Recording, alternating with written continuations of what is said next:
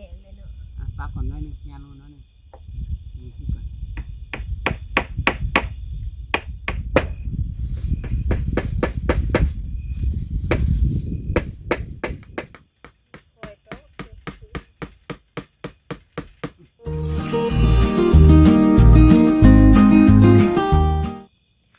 โดยสบายดีเด้อพ่อแม่พี่น้องเบิดสุขุทุกคนเด้อมาพบพ่อกับน้องลาตี้เด้อพี่น้องเด้อพบพ่อตอนนี้กะน้องลาตี้กับไอ้เก่งเนาะพี่น้องสิพากันมาเห็ดหัวทางเขาเพราะว่าตั้งแต่มาอยู่มาเผาเครื่องคองกับบ่มีหัวเลยพี่น้องมีแต่ว่าพากันเอาไม้ยังมาอัดเอาเวลาแบบเขาออกไปนอกนะกะพากันเห็ดเวียกแนวอื่นแน่พี่น้องก็เลยว่าบ่ได้พากันเห็ดมื้อนี้แล้วก็มีไม้เนาะซื้อไม้มัดมาพี่น้องเลยกับอ้ายเดี๋ยวเอามาใส่ในเฮือนนี่แหละเรือก็เลยว่าเรือโบราณปันไดพี่น้องก็เลยว่าสิมาเห็ดหัวเนาะพอได้มีแบบหัวทางเข่านะเวลาทำโบอยู่เนาะมันจะมีแนวอาร์ตเน่ทางหนาอันนี้แหละพี่น้องกับไกลทางเงินคนนี้ยังก็ล้าอยู่แถวนี้กันเนาะแต่ว่ามันกับไกลกันพี่น้องเห็ดป้องกันไว้ก่อนแบบรถเฮาอีกยังก็จอดไว้ทางนอกนะพี่น้องมันจะล็อกคออีกยังไว้นอนกลางคืนกับเฮาก็ระวังเอาแหละเพราะว่าเฮาก็บ่ได้อัดเด้เวลาเฮานอนกลางคืนกับมีแต่หาแนวบังจริงๆเพิ่นกำลังตอกไม้แล้วพี่น้องเพิ่นก็มาเบิ่งตะนางบัดนี้จะรีพายเบิ่งมันเห็ดเนาะเปิดภาพบรรยากาศมากับพี่น้องว้าบรรยากาศเงียบเงาเนาะพี่น้องเอ้ยช่วงยามค่ำไต่ไฟหุ้งอยู่พี่น้องทางนี้ก็ได้ถนนหนทางเนาะเพิ่นก็กำลังเริ่มเห็ดเฮือนซ่านพี่น้องแถวนี้มีไผ่เนาะไผ่โซลาร์เซลล์เพิ่นใต้หุ่งแห้งเงียบๆแล้วพี่น้องมีแต่เฮือนมีตู้ค่ำแล้วก็มีอันคนมาเผาอันดินเผาสวนนั่นแหละพี่น้องเจ้าของที่เพิ่นอยู่ทางนี้แหละเด็ไผ่หุ่งอยู่เนาะแนมเห็นกันบกไก่พี่น้องก็เป็นเครื่องของทางนี้ก็เป็นอะไรสิ่งยังแหละหลายๆอย่างเนาะทางสร้างเพิ่นก็ติดไม้เนื้อล่าก็แล้วเลยเนาะยังเหลือแต่มุงแล้วพี่น้อง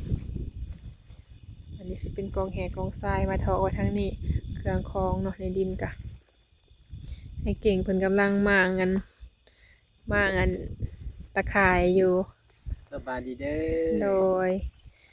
พากันงามออกกันแม่นมาเห็ด2 คนพี่น้องเอ้ยอันนี้ใส่ไม้จากอัน2 อัน3 อันบ่อันใส่ที่มีแม่เหลือเพราะว่าไม้มันกับบ่ได้หลายหั่นน่ะพี่น้องเขาเลยว่าใส่ซ้ำเฮามีเนาะพอได้อัดทางเข้าหั่นแหละพี่น้องเด้เฮ็ดมื้ออื่นก็สิไปทางใหม่ก็เลยเฮ็ดแม่นทางนี้ก็เพิ่นกำลังขึ้นโครงเนาะเฮือนหลังนี้แหละใกล้ๆกันเลยอาบดีกว่ากลางคืนบริมีแต่ละคืนได้หาเอาไม้มากาดแม่นก็ดีกว่าบ่มีแนวอัดได้เนาะทางเข้ากับพี่น้องปลอดภัยไว้ก่อนเฮาก็รักษาอยู่หั่นแหละพี่น้องรักษาเครื่องของก็เผาอยู่บ่เป็นหยังดอกให้เฮาป้องกันไว้เนาะเฮาก็บ่ฮู้ได้ค่ำกลางคืนมาก็พากันมาเฮ็ด2 คนยามเว้นก็เฮ็ดนั่นเฮ็ดนี่หั่นแหละเฮาก็เลยบ่ได้เฮ็ดซะอากาศลมเนาะมื้อนี้เนาะมันมากเอาก่อนได้เบาะมากผู้เดียวเดี๋ยวเฮาจะสิมาอันที่เห็นอะไรใส่ตอกบ่หรือว่านั่นใดตอกใส่ตอกใส่เนาะจะปูใส่หากับผับเห็ดซัมมี่นะพี่น้องพ่อได้อัดอยู่กลางคืนเฮาก็เอาสาดข่างเนาะเด้ พอได้มีวันข่างที่สื่อนะพี่น้องเห็ดบ่ได้คักแน่ดอกพอได้มีวันข่างเฮานอนอากาศดีพี่น้องพี่กะมาตอกตะนางใส่ไม้แล้วพี่น้องบ้านนี้กะจับใส่กันเนาะ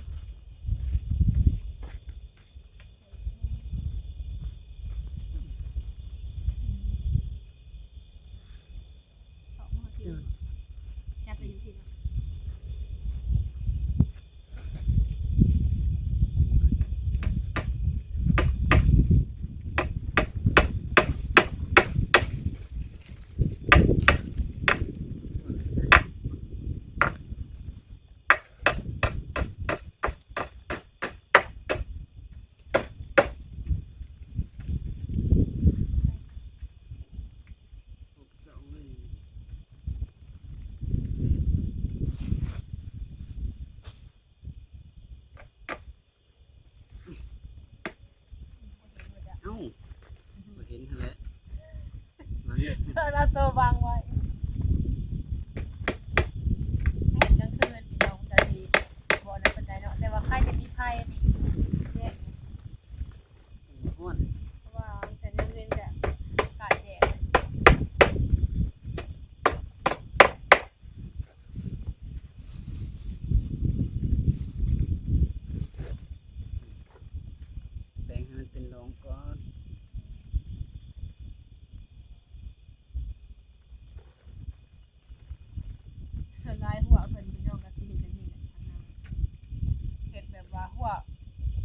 เฮือนนี่นะเพิ่นก็สิมีแต่เห็นแล้วนี่ มาเห็นอีกนะ แต่เพิ่นหลอกเอา สองตัวอันนี้มีงานตรงเล็งไง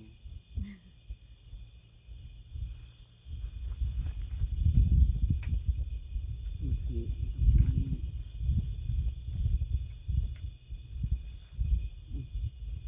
ทูบสองนี่กันหน้าไอ้ทูบสองนะ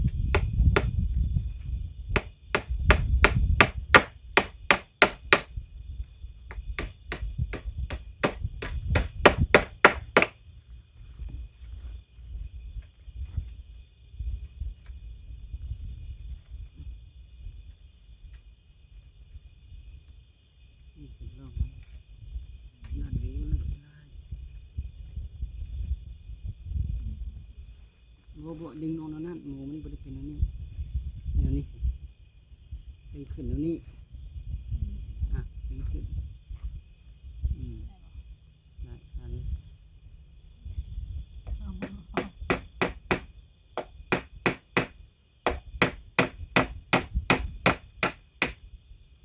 มือเลยมือปลาดุกไปดึง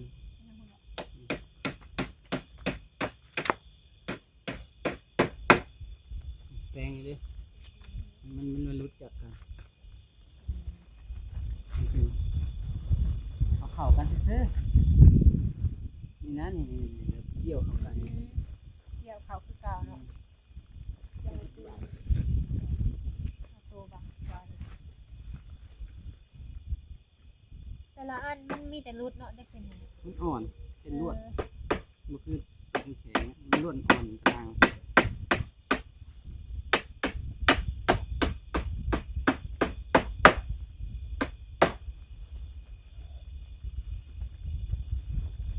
ง่ายบ่ได้เลยนี่ได้ละเฮาใส่ตะนางแล้วแหละพี่น้องบ้านนี้เนาะตอกเลยตะปู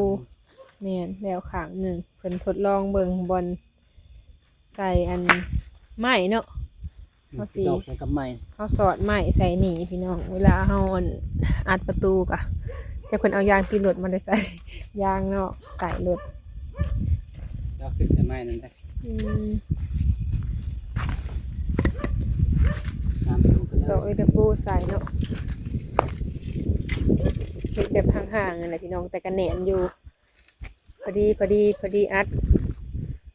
เพิ่นทดลองเบิ่งก่อน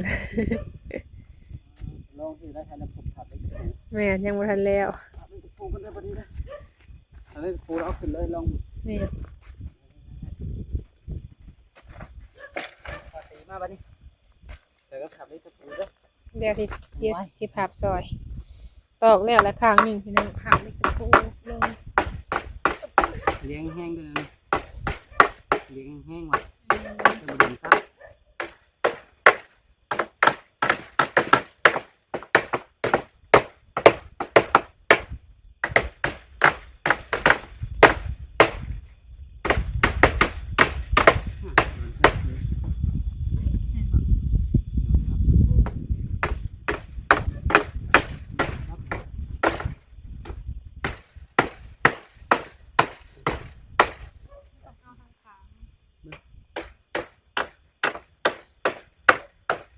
จับในกระปูลงอยู่เนาะแล้วที่ถึงมือตัวเองเวลาอัด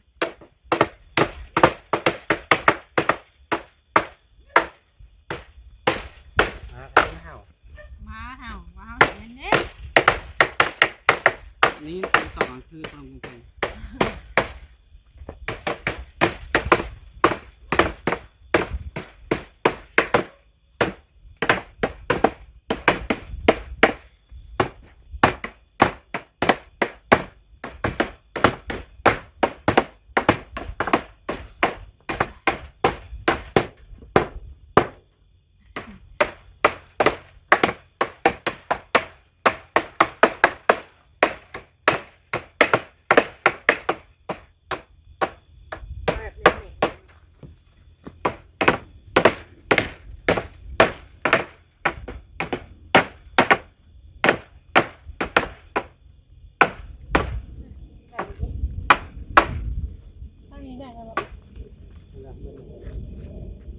ได้บัดนี้ได้แล้ว ลงบ่ครับ ได้แล้วขึ้นแล้วขึ้นได้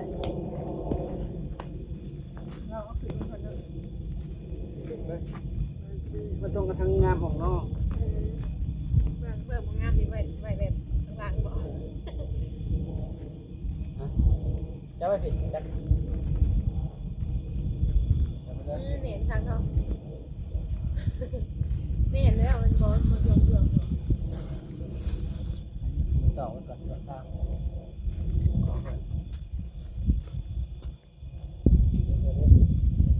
ลองเอามาใส่เบิ่งก่อนพี่น้องบ้านนี้ก็ได้แล้วเนาะตอกอีกบ่มาจับน้ำก่อน นั่นแหละจับตัวนั้นแหละยิงขึ้นมาหน่อยนึงยิงขึ้นหน่อยนึง ตั้งย่างขึ้นหรือนี่บ่ เนี่ยยิงหน่อยนึงได้อยู่ป้าลูก ได้บ่เอามาใส่แนวยึดยางพี่น้องยางอันกินรถเนาะใส่หนองรถนั่นแหละแล้วอีกอันหนึ่งเนาะเพราะว่า2อันพี่น้องพอได้เป็นแบบงับเข้างับออกเขาก็เอาตะนางเรือจากเขาเห็ดหัวกับว่าสิเอามาเห็ดอันทางเขาอันทางออกนี่แหละเนาะเห็ดหัวนี่แหละบ่มีเวลาเห็ดก็เลยว่าป้าไว้ซื้อมาเลยกันเจ้าของที่เพิ่นนี่แหละขายเนาะบ่ได้แพงปานใดเขาก็เลยว่าซื้อมาพอซื้ออยู่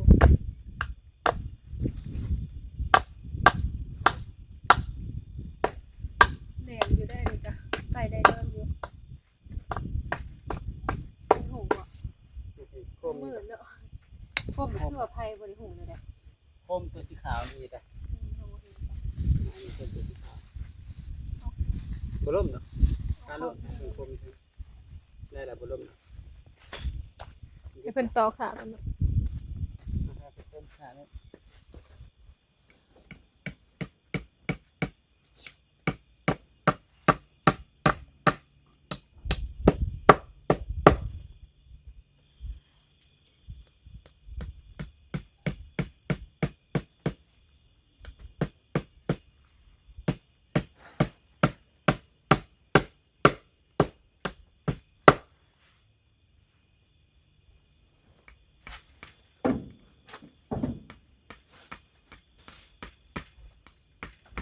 มีแต่ตัวมีสายเลย มีสายบริสุทธิ์ นี่มันก็มีโต๊ะหลายอย่าง หุ่งบ่ล่ะ ไม่ใช่ชิ้นเยอะฮะเอาเห็นอยู่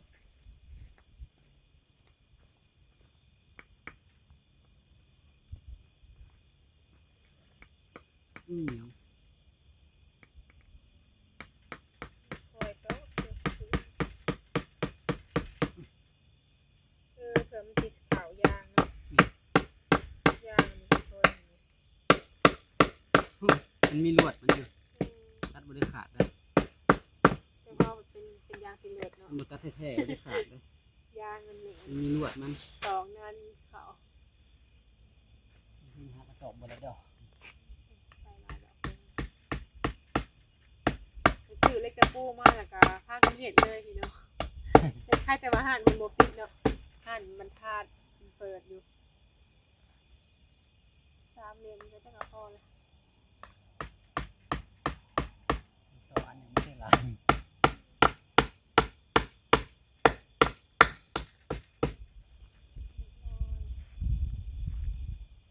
ดหนึ่งทางมันเลย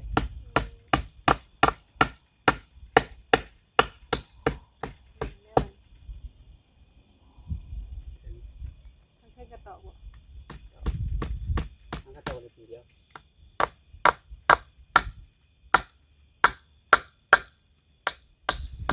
ทางไม่ร้ายเสือเป็นหลักกันมันเนียนเลย ทั้งไว้ได้โดนเลยจังว่า เห็ เห็ น น ไหมโคมด้วย เหนียนอยู่เนี่ย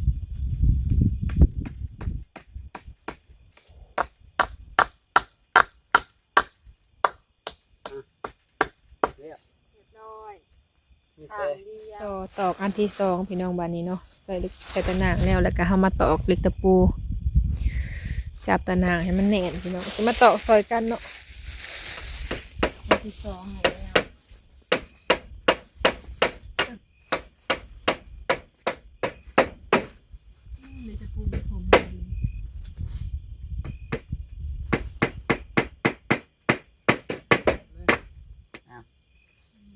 พี่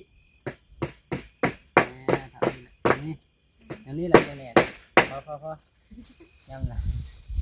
เอา ดอกคิดกระห่างไปนี่ก็ได้เนาะตัวนี้ก็ได้เนาะตัวนี้ก็ได้เนาะวะ ได้แล้วดอกข้างข้างน้ำก็ได้นี่ตัวนี้ก็ได้เดี๋ยวนี้ลงมานี่ก็ได้สลับกัน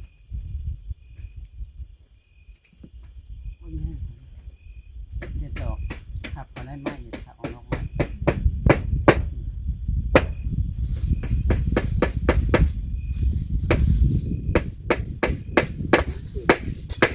เดี๋ยวก็ได้แถวกี่คนเดี๋ยวอังรถตีอ่ะ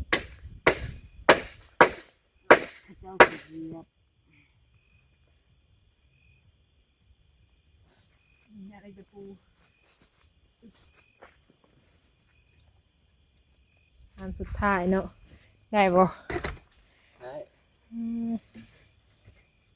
กำลังสิเซตสิ้นเนาะแล้วอันนี้มาลองมึงก่อนพี่น้องว่าเป็นเท่าไหร่ได้อยู่บ่ ได้อยู่นี่จะแบบตอนนี้ลงมือ ได้เลย กัน ใส่โตเอานะ นี่ก็ ใส่เนี่ยหลอกเอาพี่น้องเวลาเฮา นะ แคปดูพี่ก่อนบ่ เจ้ากลางนี่แหละ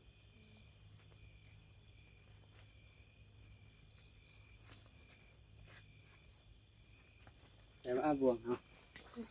หาเนี่ยมาหลอกอันนี้ไว้แล้วนะ ปาดไว้จะมือกันก้อน ปล่อยว่าซ้ำอ่ะ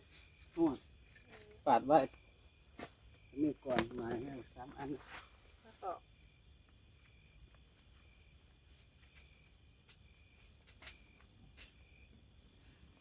ตีปูก่อนเด้อ พ่อเย็บจะปู พอ เป๊ะเลย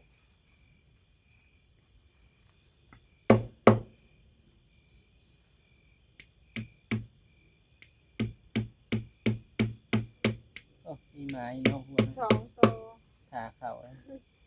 เขาบ่ได้เลยวันนี้เห็นหัวเลย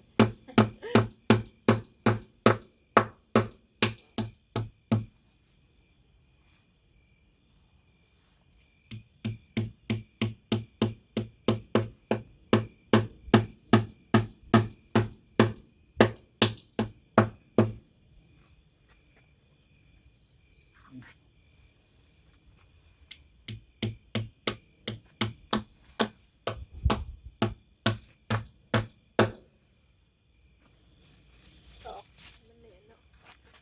เอาไปต่อมันกับบ่อยู่พี่น้อง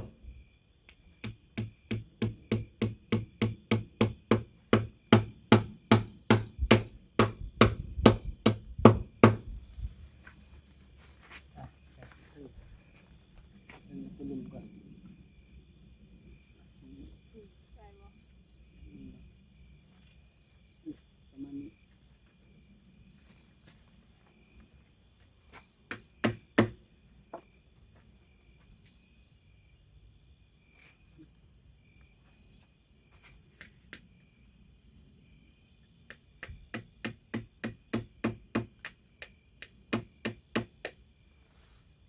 ดอดปึ้งระวังนะจับมันบ่ขาวเนาะ ดึง มันหนาได้ตีเลยนะ แล้วนี่แบบนิ้วหัวแก่นี่แหละ